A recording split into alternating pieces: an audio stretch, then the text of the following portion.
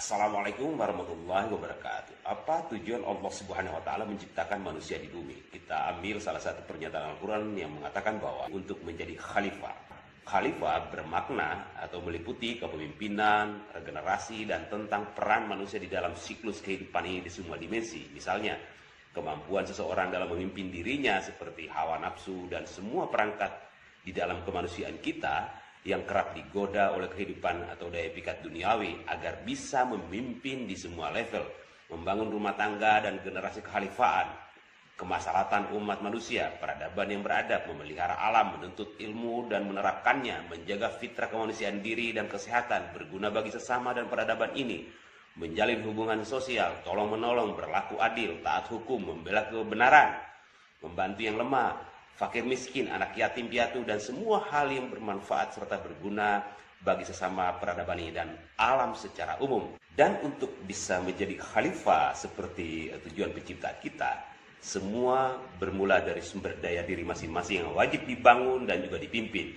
Untuk itu Rasulullah SAW mengatakan bahwa mengendalikan hawa nafsu adalah bagian dari jihad besar. Kenapa? Karena dunia telah membuktikan dahsyatnya makhluk sempurna ciptaannya bernama manusia ini. Misalnya, hanya butuh seorang Paulus maka separuh penduduk di bumi bertuhan manusia. Hanya butuh seorang Rasulullah SAW maka peradaban yang tadinya barbar, jahiliyah, musyrik secara sempurna menjadi beradab. Dan hanya butuh fatwa seorang Paus Urbanus II maka meledaklah perang salib yang hingga hari ini terus memantik sentimen antar umat beragama. Karena setiap muslim adalah wakil Tuhan di bumi atau tak ubahnya pelaksana rahmatnya bagi segenap alam. Untuk itu setiap muslim wajib mampu memimpin dirinya agar bisa menjadi pemimpin yang amanah di semua level, menjadi orang yang ditanya untuk sebuah hal, dicontoh dan memberi manfaat bagi sesama serta peradaban ini secara umum. Sebab setiap kata muslim yang disandang oleh seseorang maka kata Islam, Muhammad SAW dan Allah Subhanahu wa taala akan selalu menyertai di belakangnya. Karena non-Islam tidak membaca Al-Quran dan hadis untuk tahu kesempurnaan Islam, melainkan mereka melihat dari oknum atau penganutnya. Artinya muslim wajib memiliki instrumen dan infrastruktur di semua dimensi kehidupan ini agar mampu menerapkan dan menjalankan tugas kekhalifahannya secara sempurna di bumi. Dan ini terkait erat dengan kemampuan kita di dalam membangun diri, dunia dan akhirat secara seimbang. Misalnya, untuk bisa menerapkan hukum yang adil, tatanan sosial kemasyarakatan yang beradab, kemaslahatan umat manusia, dunia politik yang manusiawi, kebijakan yang mengayomi semua bangsa, menerapkan ekonomi syariah dan semua sistem berkehidupan manusiawi, muslim wajib memiliki posisi yang kuat di semua sektor. Karena sistem kekhalifahan dipastikan akan ditentang oleh umat lain yang tidak memiliki aturan dan hukum berkehidupan yang mengadaptasi kepentingan umat manusia menurut fitrahnya dan seluruh anak cucu Adam. Jika muslim tidak berperan di peradaban ini, maka tidak hanya Islam akan tertindas, tapi juga akidah, ibadah, atau bahkan imannya akan rapuh, mudah dibeli, atau mungkin dimurtadkan. Kita ambil beberapa contoh. 10 juta suara umat Islam yang meneriakan atau meminta keadilan tidak akan mampu merubah kebijakan seorang presiden yang tidak amanah. Atau serajin apapun kita berdakwah menganjurkan umat agar tidak menggunakan uang riba, tidak akan efektif apabila umat Islam tidak mendirikan lembaga-lembaga keuangan syariah yang mampu mencapai umat hingga ke pelosok-pelosok. Alhasil umat Islam dipaksa menggunakan uang riba yang ditawarkan oleh rentenir dari non-Islam yang menyebar di mana-mana. Jika Islam juga tidak menguasai industri, ekonomi, media, atau semua yang terkait dengan produk-produk kebutuhan publik, maka umat akan dibanjiri dengan produk-produk yang lebih banyak mudaratnya, opini sesat yang ditawarkan oleh media, fitnah dan informasi yang tidak mendidik. Begitupun dengan hukum, keadilan, dan tataran berkehidupan Islami yang manusiawi juga tidak akan pernah bisa diterapkan dalam kehidupan umat apabila umat Islam lemah di segala bidang. Dengan kondisi seperti itu, dipastikan muslim hanya akan bisa menjadi pemarah terhadap realitas, tetapi tidak bisa merubahnya menjadi lebih baik. Padahal Rasulullah SAW adalah manusia pertama dan terakhir di dunia ini yang mampu menciptakan tatanan berkehidupan yang sempurna di semua dimensi yang hingga kini terus menginspirasi dunia. Lalu apa yang membuat umat Islam mundur sejak masa kejayaan Islam di Eropa di abad pertengahan pasca masa kegelapan Eropa?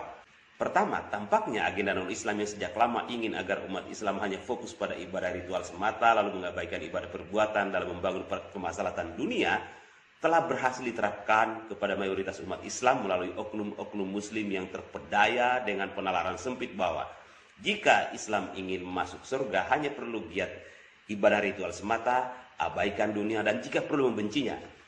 Dengan begitu, non-Islam akan leluasa membangun dan menguasai segala bidang di kehidupan ini dan dengan mudah akan merusak akidah, iman umat Islam melalui tekanan politik, ekonomi, kekuasaan, hingga militer. Agenda ini mereka rencanakan setelah belajar dari sejarah di mana ketika Rasulullah SAW sukses membangun peradaban, menyatukan dan menjadikan bangsa-bangsa di dunia menjadi kuat dalam ajaran Islam, lalu menyebar di berbagai pelosok bumi. Dominasi non-Islam seperti Persia ketika itu, Romawi dan non-Islam yang hampir sepertiga dunia mereka kuasai runtuh hanya dalam hitungan waktu. Karena Islam adalah satu-satunya agama di dunia yang memiliki daya pemersatu umat manusia yang kuat, sistem berkehidupan yang paripurna di semua sektor, instrumen hukum dan tatanan sosial yang sempurna, dan inilah yang coba dihentikan oleh non-Islam. Agenda ini ditangkap oleh oknum-oknum Islam yang bersumbu pendek atau mereka yang mungkin bisa jadi putus asa akibat kegagalan mereka membangun diri dan berperan secara signifikan di dalam kehidupan ini.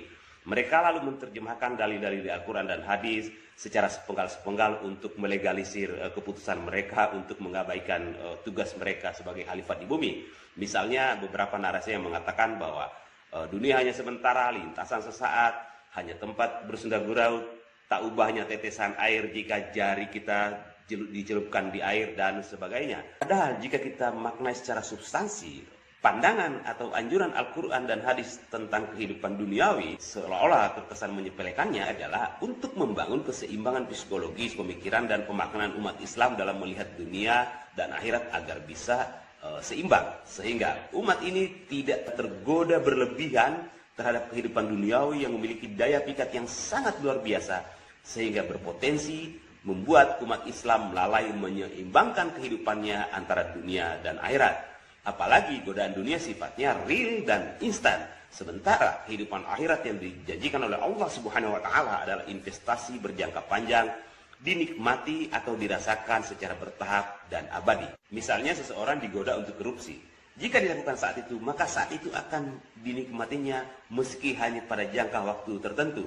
Dan karena imbas buruknya terhadap kehidupannya seperti dia bermasalah dengan kesehatan, tekanan psikologis, ketakutan, atau mungkin keturunannya bermasalah, kerap tidak disadari imbasnya.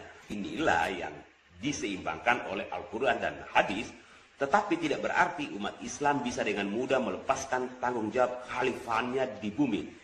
Karena setiap manusia akan dimintai pertanggungjawaban atas fasilitas gratis darinya selama kita hidup di dunia. Dan semua fasilitasnya di dunia atau di alam materi ini tidak ubahnya ladang subur yang sejatinya dimanfaatkan untuk menanam agar menjadi pemanen abadi hingga di keabadian. Bukan untuk dihindari. Jika bisa kita manfaatkan semua fasilitasnya untuk meraup banyak amal dan manfaat sehingga mampu menjadikan kita selaku sebaik-baiknya manusia, karena itu adalah bagian dari tugas kekhalifahan kita, ketimbang membiarkan umat lain menguasai kemudian menyesatkan umat Islam serta merusak tatanan berkehidupan di bumi. Kenapa tidak kita lakukan? Kenapa tidak kita lakukan? Justru itulah kenapa kita diberi agama dan aturan berkehidupan yang sempurna agar mampu mengelola semua fasilitasnya menurut peruntukannya, bukan menghindarinya dengan alasan takut kelak akan banyak dimintai pertanggungjawaban atau takut ibadah ritual kita tidak dijalankan dengan baik dan benar. Artinya, jika telah mengimani Islam secara kafah, kenapa takut mengelola fasilitasnya di dunia? Sebab sejatinya jika kita telah memahami agama sempurna ini, maka seharusnya dunia kita kendalikan, bukan kita yang dikendalikan oleh dunia.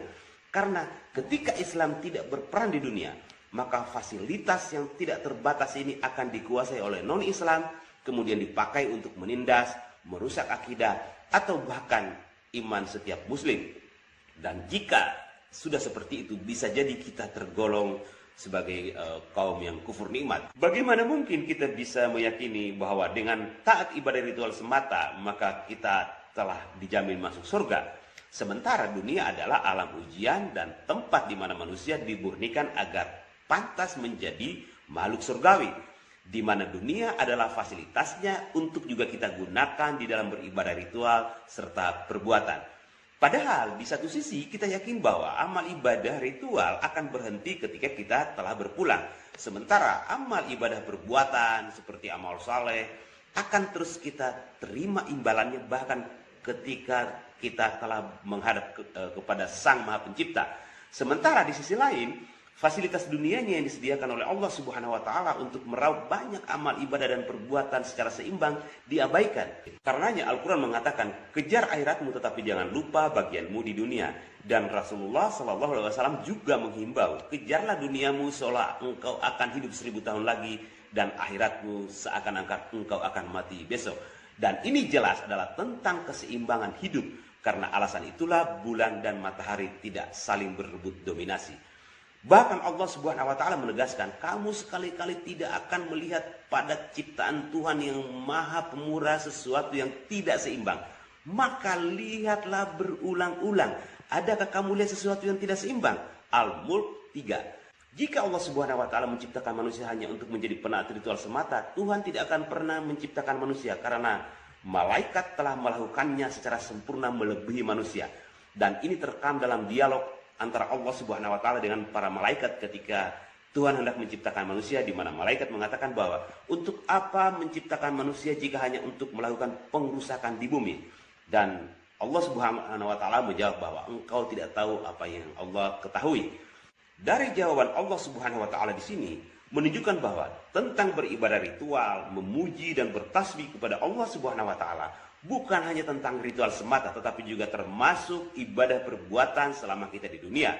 Karena itu malaikat tidak mampu melakukannya seperti yang dilakukan oleh manusia. Dan jika Rasulullah SAW diutus hanya untuk mengajarkan manusia sekedar taat ibadah ritual semata, mustahil beliau menjadi pemimpin negara dan agama di saat yang sama, pendiri negara demokrasi pertama di dunia, pembuat undang-undang dan hukum tatanan sosial kemasyarakatan yang sempurna, ekonomi yang handal, pengusaha yang sukses, hakim yang adil, politisi yang unggul, filsuf terkemuka, panglima perang yang disegani, diplomat yang cerdas, ilmuwan yang melampaui zaman, astronot pertama yang tidak tertandingi, guru yang hebat, teladan paripurna yang mencontohkan definisi semua hal terbaik dan terbenar di kehidupan ini, anak, bapak, suami, sahabat, teman, dan mitra yang tidak tergantikan, serta manusia yang paling sukses yang pernah dimiliki oleh peradaban dunia. Allah Subhanahu wa taala juga pasti punya alasan memilih kita sebagai pemenang sejak di alam rahim tanpa pernah kita merasa bertarung agar menjadi wakilnya di bumi. Dan jika itu kita abaikan, Allah Subhanahu wa taala akan meminta pertanggungjawaban kita kelak, dan saat itulah kita akan menjadi penyesal abadi. Kesuksesan Muhammad SAW dalam membangun dunia dan akhirat secara seimbang dan sempurna diraihnya dengan kerja keras tanpa henti, tanpa ada sedikit pun waktu beliau yang tersia-siakan tanpa manfaat. Bahkan hingga menjelang akhir hayat beliau, di mana telah berusia di atas 60 tahun, masih memimpin berbagai peperangan untuk membela diri dan umatnya, masih berdakwah, masih membangun peradaban, masih mengirim hubungan diplomatik dengan beberapa penguasa atau raja-raja di kawasan itu. Islam bahkan pernah menjadi kiblat peradaban dunia hingga di abad-abad pertengahan, terutama ketika umat Islam menguasai Eropa saat itu.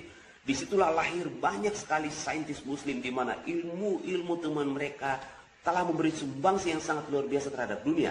Kita ambil beberapa contoh saja, misalnya tanpa Al-Khawarizmi, penemu algoritma, dunia tidak akan pernah bisa membuat komputer, handphone, website, Google, FB, dan semua hal yang terkait dengan dunia komputer.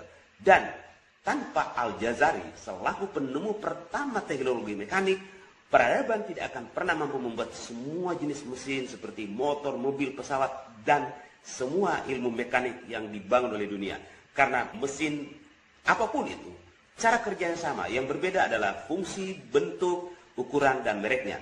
Non-Islam hanya mengadopsi lalu mengembangkannya serta memberinya merek menurut kepentingan mereka. Dan tanpa Islam di Eropa saat itu, non-Islam tidak akan pernah terinspirasi untuk bangkit dari masa kegelapan Eropa akibat otoriter gereja ketika itu. Bahkan kamera, kompas, jam, ilmu kedokteran, matematika, kimia, ilmu biologi, geologi, astronomi, dan semua bidang ilmu pengetahuan yang kini dikembangkan Penemu pertamanya adalah Ibnu Sina DKK di abad pertengahan. Karenanya para saintis non-Islam tidak ada satupun yang eksis di bawah abad 14. Sebab di zaman itu non-Islam masih hidup dalam kebodohan dan masa kegelapan. Para saintis muslim ini juga adalah orang-orang yang taat ibadah ritual dan juga giat membaca Al-Quran. Tetapi mereka tidak membaca Al-Quran hanya untuk tujuan ibadah semata, melainkan mengkaji ilmu di dalamnya yang telah mendahului zaman. Kedua, tampaknya mayoritas umat Islam hari ini hidup dalam tekanan dan kekuasaan umat lain akibat minimnya sumber daya Islam. Dan salah satu penyebabnya adalah lembaga-lembaga pendidikan Islam yang sejatinya menelurkan generasi yang kompetitif di semua bidang, kini hanya menghasilkan ahli ritual semata, ahli agama, ahli penghafal Al-Quran, ahli hadis dan sebagainya, tetapi minim di dalam implementasi atau mengkaji ilmunya yang sangat sempurna di dalamnya untuk menerapkan di dalam kehidupannya. Padahal tidak ada kitab dan agama di dunia ini yang telah menguraikan segala ilmu di semesta ini secara sempurna selain Al-Quran dan hadis. Dan jika saja sekolah-sekolah Islam mampu menelurkan sumber daya yang kompetitif di semua bidang, umat lain tentu akan melihat bahwa Islam tidak hanya sempurna secara akidah dan teori, tetapi juga dalam implementasi.